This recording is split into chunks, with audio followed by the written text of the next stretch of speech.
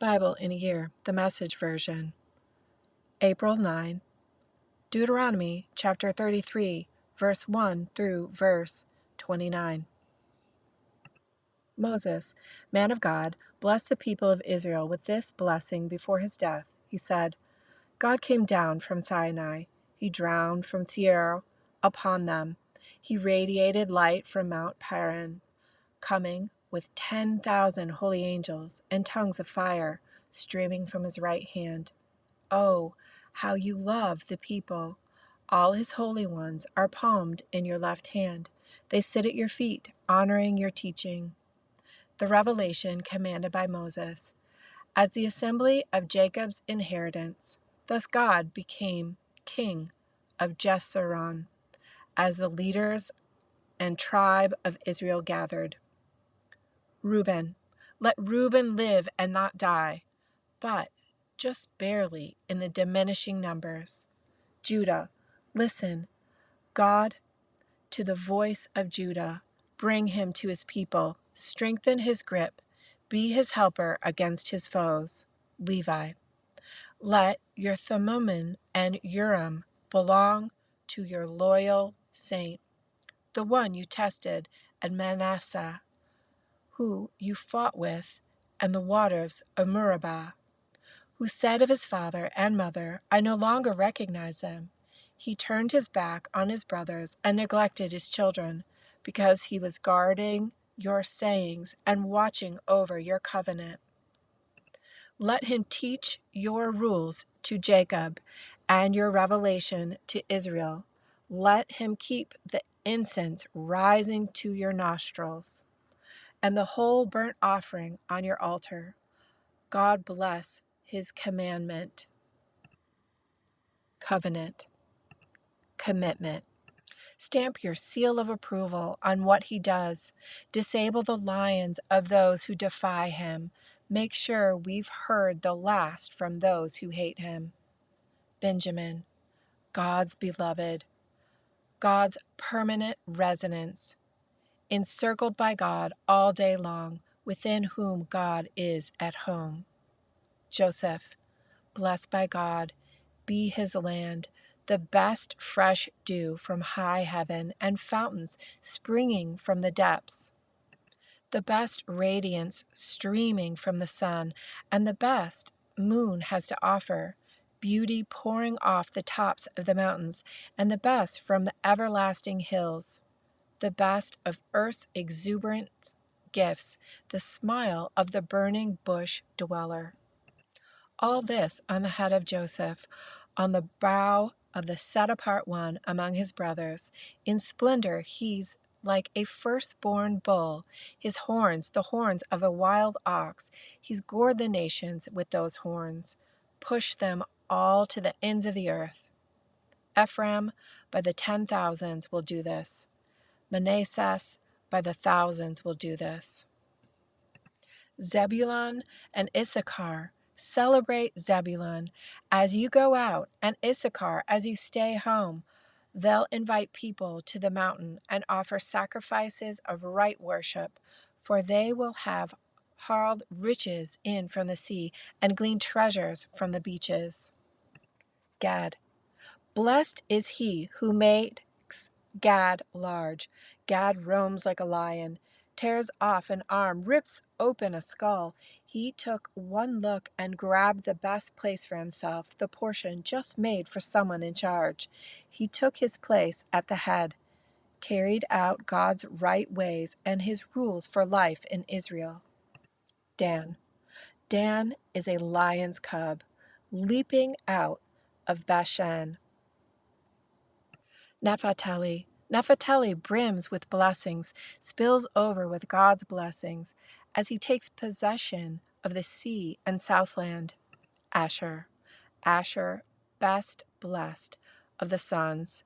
May he be the favorite of his brothers, his feet massaged in oil, safe behind ironclad doors and gates, your strength like iron as long as you live. There is none like God, Jeshurun, riding in to your rescue through the skies, his dignity haloed by clouds. The ancient God is home on a foundation of everlasting arms. He drove out the enemy before you and commanded, "Destroy." Israel lived securely, the fountain of Jacob undisturbed in grain and wine country. Oh, yes, his heavens drip dew. Lucky Israel, who has it as good as you, a people saved by God, the shield who defends you, the sword who brings triumph. Your enemies will come clawing on their bellies, and you'll march on their backs. Luke chapter 13, verse 1 through verse 21. About that time, some people came up and told him, Jesus, about the Galileans Pilate had killed while they were at worship, mixing their blood with the blood of the sacrifices on the altar. Jesus responded, "Do you think those murdered Galileans were worse sinners than all other Galileans? Not at all. Unless you turn to God, you too will die. And those 18 in Jerusalem the other day, the ones crushed and killed when the Tower of Siloam collapsed and fell on them, do you think they were worse citizens than all other Jerusalemites? Not at all. Unless you turn to God, you too will die." Then he told them a story. A man had an apple tree planted in his front yard. He came to it expecting to find apples, but there weren't any. He said to the gardener, "What's going on here? For 3 years now, I've come to this tree expecting apples, and not one apple have I found. Chop it down. Why waste good ground with it any longer?" The gardener said, "Let's give it another year.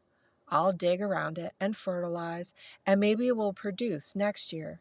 If it doesn't, then chop it down." He was teaching in one of the meeting places on the Sabbath. There was a woman present, so twisted and bent over with arthritis that she couldn't even look up. She had been afflicted with this for 18 years. When Jesus saw her, he called her over. "Woman, you're free." He laid hands on her, and suddenly she was standing straight and tall, giving glory to God. The meeting place priests, furious because Jesus had healed on the Sabbath, and to the congregation, 6 days had been defined as work days. Come one of the 6 if you want to be healed, but not on the seventh, the Sabbath. But Jesus shot back, "You frauds! Each Sabbath, every one of you regularly unties your cow or donkey from its stall, leads it out for water, and thinks nothing of it. So why isn't it all right for me to untie this daughter of Abraham and lead her from the stall where Satan has had her tied these 18 years?" When he put it that way, his critics were left looking quite silly and red-faced. The congregation was delighted and cheered him on. Then he said, "How can I picture God's kingdom for you? What kind of story can I use? It's like an acorn that a man plants in his front yard. It grows into a huge oak tree with thick branches, and eagles build nests in it." He tries again. "How can I picture God's kingdom? It's like yeast that a woman works into enough dough for 3 loaves of bread and waits while the dough rises." Psalm chapter 78, verse 65 through verse 72. Suddenly the Lord was up on his feet like someone aroused from deep sleep, shouting like a drunken warrior. He hit his enemies hard, sent them running, yelping, not daring to look back. He disqualified Joseph as leader, told Ephraim he didn't have what it takes, and chose the tribe of Judah instead, Mount Zion, which he loves so much. He built his sanctuary there, resplendent, solid, and lasting as the earth itself.